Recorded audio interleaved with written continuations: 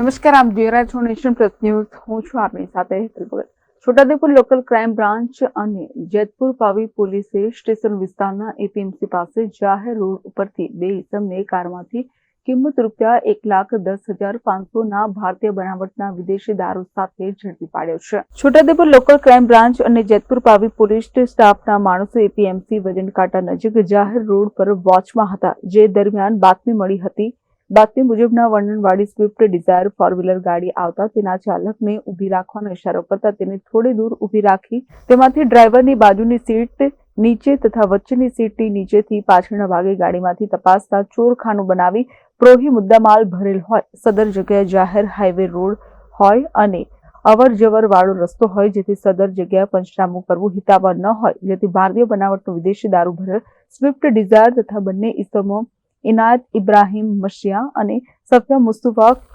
ખમોભાઈને Jetpur Pavi police સ્ટેશનના compound ખાતે લાવી તપાસતા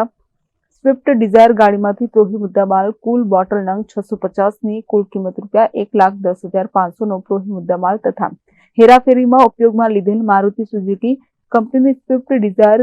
કિંમત રૂપિયા 5,50,000 તથા મોબાઈલ ફોન જેની કિંમત 5,000 એમ કુલ મળી 6,70,500નો મુદ્દામાલ કબજે કરેલ હોય, જેથી પ્રોહીનો ગણનાપત્ર કેસ શોધી કાઢી જેતપુર પાવી પોલીસ સ્ટેશનના ગુનો રજીસ્ટર કરાવી કાયદેસરની કાર્યવાહી હાથ ધરવામાં આવેલ છે. Rehan Patel, nation plus news, Chhotaudepur. સમાચારોનો સતત અપડેટ મેળવવા માટે અમારી નેશન પ્લસ ન્યૂઝની યુટ્યુબ ચેનલને સબસ્ક્રાઇબ કરો,